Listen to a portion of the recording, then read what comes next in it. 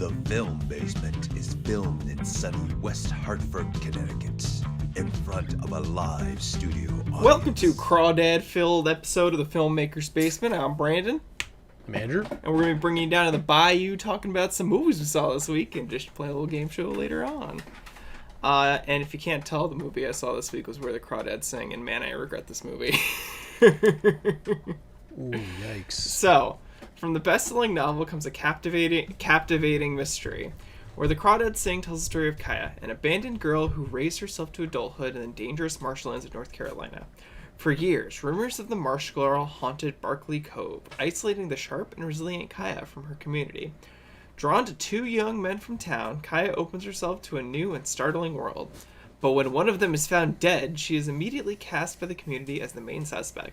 As the case unfolds, the verdict as to what actually happened becomes increasingly unclear, threatening to reveal many secrets that lie within the marsh. So right off the bat, this is another case of this movie was not made for me as a 25-year-old man. This was made for a 13-year-old girl.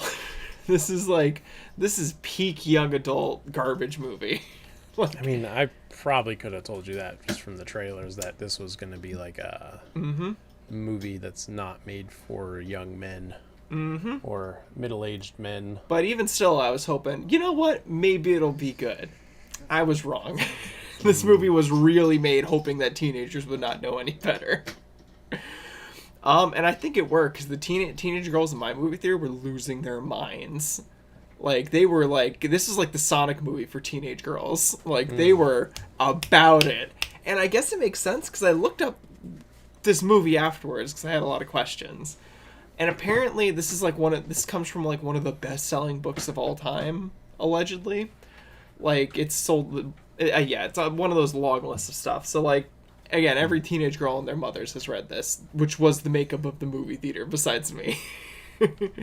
So it had that, like, and it really does have that kind of like movie's energy, particularly like the I'm not like other girls energy, and I'll get into that later on, because like it's a lot to unhandle. And I will start off by saying there was one thing I did like about the movie, and I think that was the way it chose to tell its story. I don't think it did a great job, but the movie is basically taking place in two different time periods. When Kaya was a young girl, and Kaya in the courtroom, essentially. And we're following her getting convicted of murder. And essentially we'll flash back to various moments in her past explaining things whenever it gets brought up in either the courtroom, by her lawyer, etc., etc. And I think this would have been alright if, like, they had been consistent with how, like, these flashbacks worked. But they're very all over the place. And that's a major issue I had with this movie, was the pacing. This movie felt like there were so many periods where, like, nothing was happening.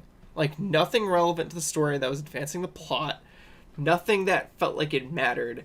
And then we'd have these sprints where all this information is dumped onto you. And you're just like, give me a minute to digest, dude. Like, what is going on?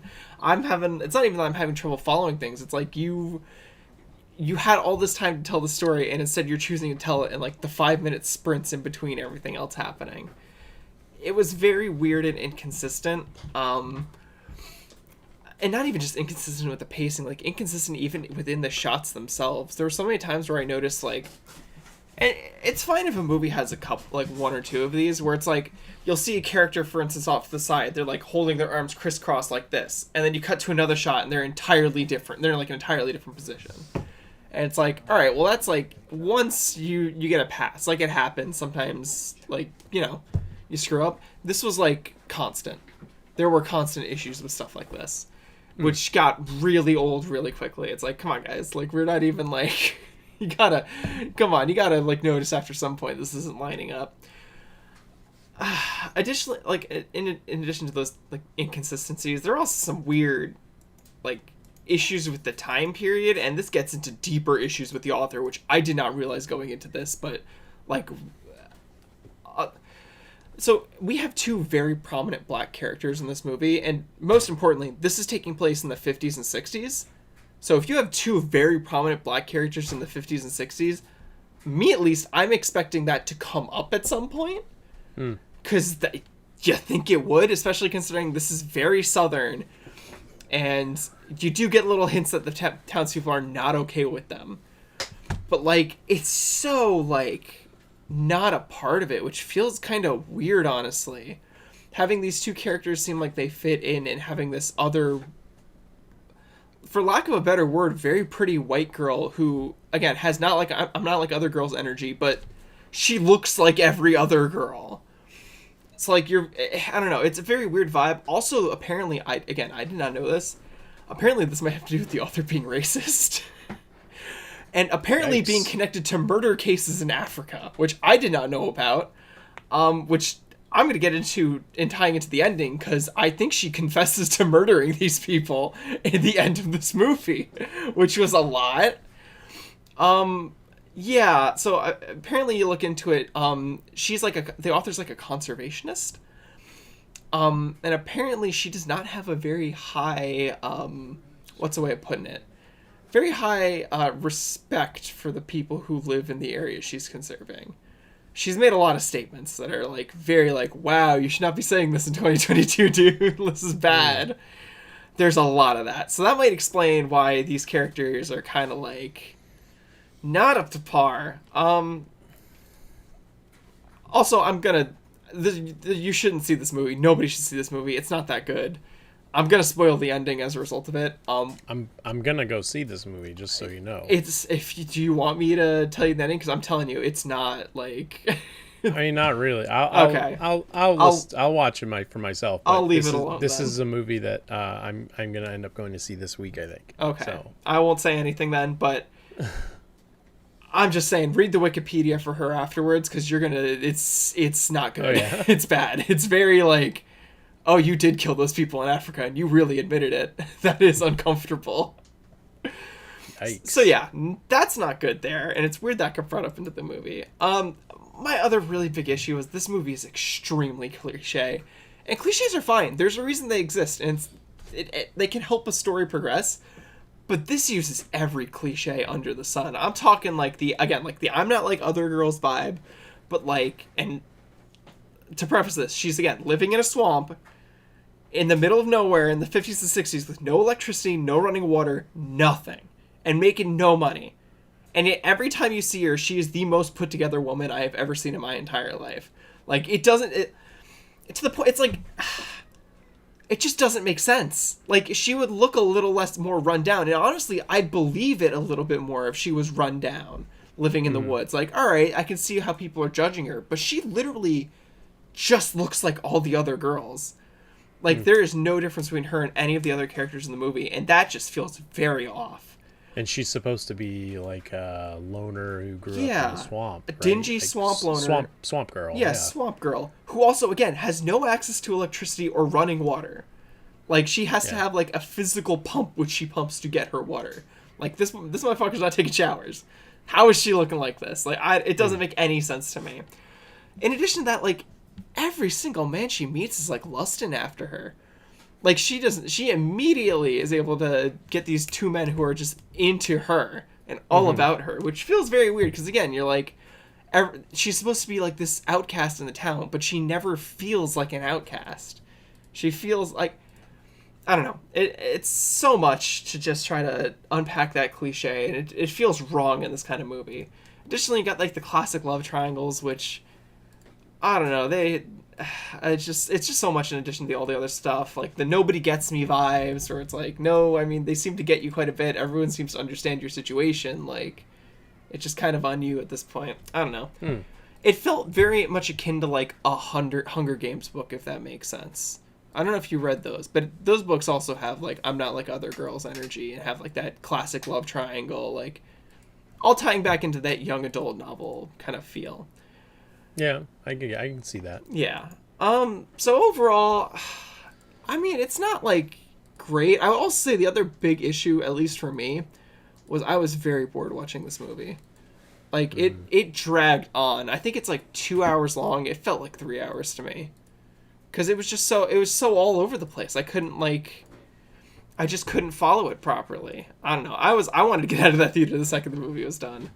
So it's very boring, cliche, and written by somebody who's definitely a racist at the very least, and possibly a murderer at worst. Well, I read up. I actually Yeah. I looked at the IMDb page for this movie, and I looked at the trivia just to see if there was anything there, and there is Yeah. something already in there about this Yeah. allegation from 1995, where I don't know if you would I guess say she killed somebody out of racism, but apparently there is a suspect. They're suspected.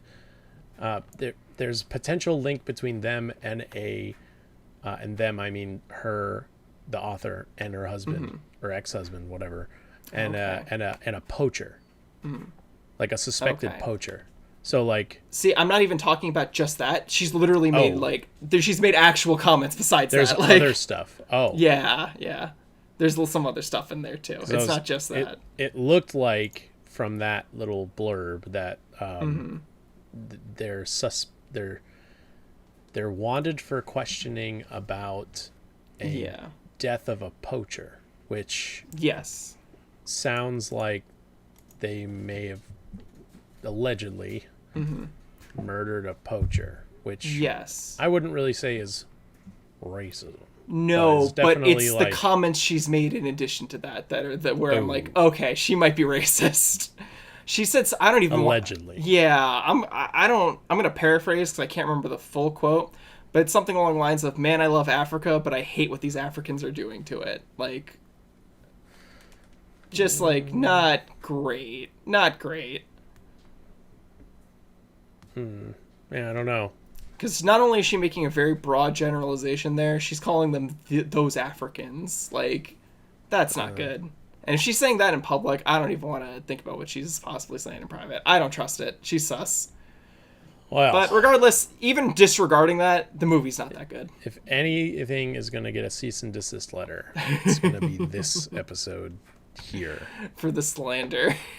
Yeah. Well, hopefully you saw something better that wasn't racist. I will also say, in addition to those claims, I read additional claims about the book that apparently she does not portray the black characters very well there either. So she doesn't have a good history with this. But hopefully you saw something better. No. Oof. What did you see? I had a lot of weight to decide what I wanted to talk about this week because there has been 2 TV shows that I've caught up on. And there was a movie that I watched that I wanted to see in theaters. And I'm real glad that I didn't go see it in theaters. So I decided to talk about this one and save the 2 good things for the good things and the all that stuff. But apparently if this is the bad movie episode, then so be it. Do you remember when I was talking about the movie The Card Counter with Oscar Isaac and how I thought it was like vaguely, yeah. It was like a guy who he's a gambler, and I thought it was going to be about like blackjack and stuff. No, that's not what this movie is about at all. I mean, he is a card counter. So the storyline is, if IMDb decides to load it, it's a film written and directed by, it's just this Schrader. I don't know, Paul Schrader. It follows William Tell, who's Oscar Isaac's character, a gambler and former serviceman who sets out to reform a young man seeking revenge on a mutual enemy from their past. Tell just wants to play cards. His Spartan existence on the casino trail is shattered when he is approached by Cirque, a vulnerable and angry young man seeking to help to execute his plan for revenge on a retired military major. Tell sees a chance at redemption through his relationship with Cirque, gaining backing from mysterious gambling financier Lalinda. Tell takes Cirque with him on the road, going from casino to casino, until the unlikely trio sets their sights on winning the World Series of Poker in Las Vegas. But keeping Cirque on the straight and narrow proves impossible, dragging Tell back into the darkness of his past. I didn't realize that synopsis was going to be that long, and I don't know why it was that long to describe this movie. But if it sounds as boring as that did, and as run on as that did, then that's pretty much just the movie is about. Mm-hmm. I didn't even finish the movie. Really? I was 30 minutes from the end of the movie and said, no more. I can't do it. The acting is so bad and the cinematography is so bad in this movie that I had to stop watching it. Oscar Isaac is an ex-con. He was in prison and he learned how to count cards and play poker and everything. And he's teaching the audience how to count cards and how to play poker and all that stuff. And he says, you know, the casinos don't mind if you count cards. It's just the people that win big while counting cards is what they worry about. So like he wins small, like he wins maybe $1,000 and then walks out and goes, that's enough for me, kind of thing. And then he's got this storyline where, do you remember back in the early 2000s with the army and they were taking pictures of them torturing Al-Qaeda? That's what this story kind of revolves around. Like that's the beeline story of this movie. Like Oscar Isaac was one of the soldiers that was taking pictures while torturing these prisoners. Really? Yeah. Yeah. And Willem Dafoe, what is he doing here? He was the lead civilian person that was in charge of all these soldiers and stuff. So he got off scot-free. And this guy Cirque, his dad was one of the ones that took the fall for this whole scandal, and Oscar Isaac's character is one of the ones that took the fall for this whole scandal because only the ones that were in pictures got prosecuted. And I guess this guy Cirque's dad killed himself, and this guy Cirque wants revenge for his dad, and they're gonna his plan is to kidnap and torture Willem Dafoe's character to as a revenge plan.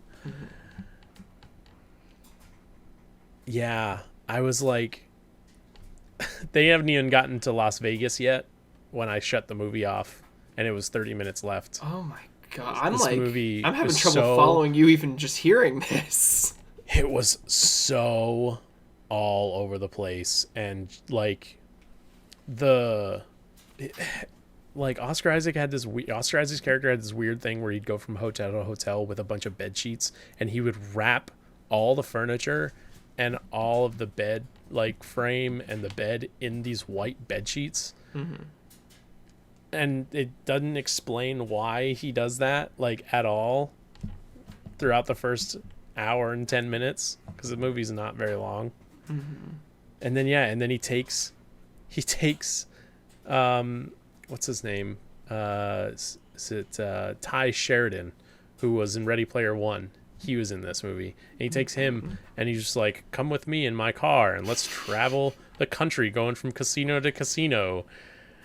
And I was just what is this movie?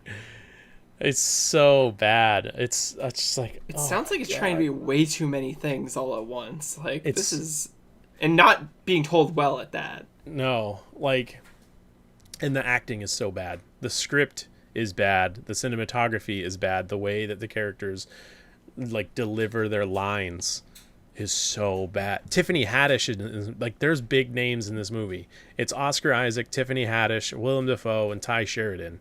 You'd think that this movie would be good because it has so many big names in it. But my God, it's so bad. It was on HBO. And I'm real glad I didn't go see it in theaters, because I'm really glad I didn't waste. Because I'm not the one that walks out of a movie theater. I'm not the one that stops watching a movie. But I was watching this movie, and I'm just I was watching it one night late at night, and then I was I can't pay attention to this movie. It's too late. It's 1 o'clock in the morning. So I was like, I'll finish it tomorrow. And I just picked it up where I left off, and I got another 40 minutes in, and like, I think it's going to be one of those movies where I'm just going to have to like finish, like, but I'm going to finish, I'm going to watch it in like 30-minute segments. So like, I have to go, like, I watched it and I'm like, I can't follow this. And I'll go back to it and I'll watch another 30 minutes and I'm like, I really can't follow this. And like 2 days from now, I'll be like, all right, I'll try to finish this movie and see what happens. Yeah. But I do not have a good feeling about the end of the movie. I haven't even seen the end of the movie. So, no, don't watch this movie. It's all over the place. Like, even reading the storyline description from Variety. That was from Variety. That storyline description that I pulled up on IMDb. Even reading that, it's all over the place. Like, good Lord. So, yeah. I would not recommend this movie to anyone who doesn't want to waste an hour and a half. One of the characters' names in this movie is Mr. USA. And it's the character who goes from poker tournament to poker tournament along with Oscar Isaac. And he's got 3 friends and they're all chanting USA the entire time. That's all his character is. He's the 5th listed character on top cast on IMDb. I mean, this film seems like it's trying to be very creative with its last name. It's like the main character's last name is William Tell, like a gambling tell. Like, come on. His last name is Telliard or Tellard or something like that, but he shortens it because he doesn't want people to know that that's who he is, obviously. Yeah. So he's William Tell, and it just so happens to line up with gambling. So clever. If you know the story behind William Tell, it's the guy who shoots the arrow off the apple off of somebody's head, which is a gamble kind of thing. That's right. But yeah, so I'm also going to pull this up because I found this quite funny. The Rotten Tomatoes score for this movie was an 87% tomato meter. Dude, it must wrap up well in the last 30 minutes. Do you want to know what the audience score is? What is it? It's a 42. That's how you know it's good, though. How bad this movie is. It's like it's one of those movies, like we always see the opposite, where it's like this huge Hollywood blockbuster that's got like all the fans hype for it and the fans love it, but the critics hate it. It's the complete opposite of that. The critics loved this movie and the audience hated it. Like I couldn't believe it only got 29 Rotten scores from critics. And yeah, it's just, well, it's 30 now that you've reviewed this. I mean, I wouldn't consider myself a top critic. I guess maybe, but according to Jimmy Lucas, we're definitely his top critics. It's easy to be the top when you're the only ones. Fair. Oh man, yeah, that's disappointing though, because you seemed like you were excited for that movie when it was coming out. Yeah, well, I like casino movies. I like Casino is a good movie. 21 is a great movie. There's other ones that I'm just not blanking on. So I was just like, oh, a movie about blackjack and a guy who counts cards. Oh, Rain Man. Rain Man's a great movie. If you can get through like the first half of it. But this one was just like, woof. Man, you've had an unlucky string of what's it called? Stinkers recently. Yeah. Yeah, I guess it just be like that sometimes. Hopefully we'll get some better ones in the coming weeks. Because I know Nope's coming out soon. I'm excited for that. I think it's this week. Yeah, well, we'll see. Hopefully we'll have better luck after these 2 terrible movies. Maybe you'll find something in Where the Crawdads Sing that you liked more than I did. Maybe. Oh, man. Yeah, but moving on, let's get to everyone's favorite game show, Pilot Wings.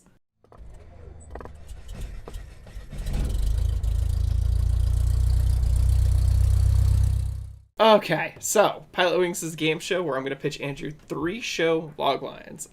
One of them is 2 of them are real shows that got pitched. One of them is fake that I made up. It's up to Andrew to guess which one is the fake one. So, number 1, a spy thriller about the head of communications for the NSA, a charming operative who finds her loyalties torn between protecting the government's secrets and her own. 2, follows Bob, who, after having a heart attack, falls in love with his Nigerian nurse and sets his sights on getting her to give him a chance. And 3, a sci-fi horror which follows the inquiry into an astronaut accused of killing his crewmates during an exploratory asteroid mission. What investigators uncover will not only cast doubts onto this assumption, but may change the fate of humanity forever. So, Andrew, out of these 3, which one is the fake one? Man, you gotta stop giving... I think you're running out of, like, plots from TV shows. You gotta stop giving me ones that I know. Because the second one is Bob Loves Abishola. Okay. Like, I know that one for a fact. You gave me the guy's name in the show, in the description. And Nigerian nurse. I mean, come on. Abishola. Perfect Nigerian name. It's a show on TBS, and it's gotten like 2 or 3 seasons. I think it's still going. The other 2, though, I have no idea. You got a sci-fi horror and a spy thriller. So, excuse the bumps underneath the table. The dog's got a cone, and he decided to get in between my legs. Oh, no. A sci-fi horror which follows the inquiry into an astronaut accused of killing his crewmates during an exploratory asteroid mission. What investigators are going to cover? You know what that sounds like? That sea. It sounds a lot like Moonfall. Because that's exactly what happened at the beginning of Moonfall. And then this first one, a spy thriller about around.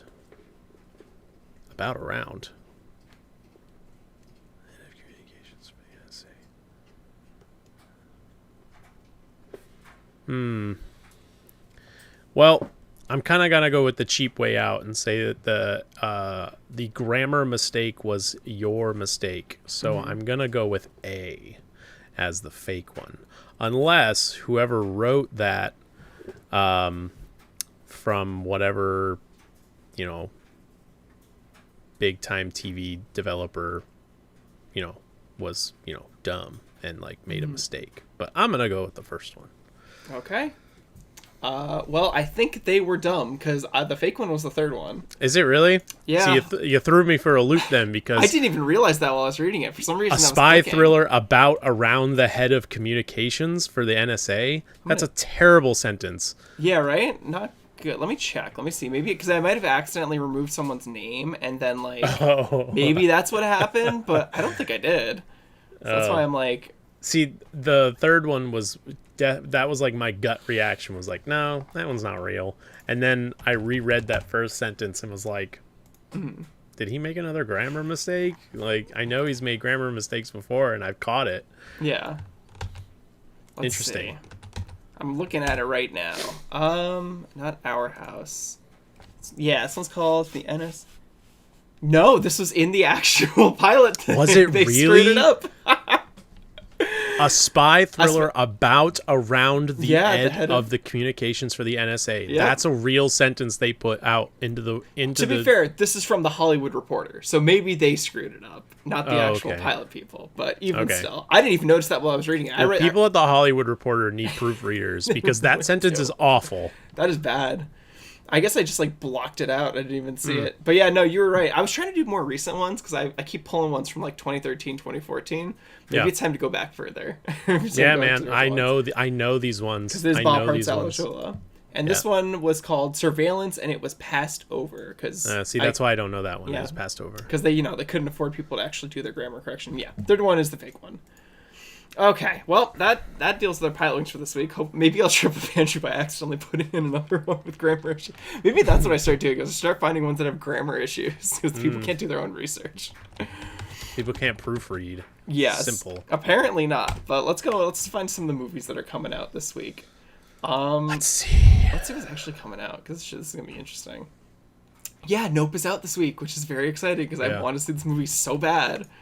I know it's out this week because the guy who plays the main character, who's in all of Jordan Peele's movies, Daniel Kaluuya. I'm not saying that right. I know Kahlua is a type of liqueur. No, I mean that's how it looks like, but Kaluuya. I mean, it could be Kaluuya. I don't know.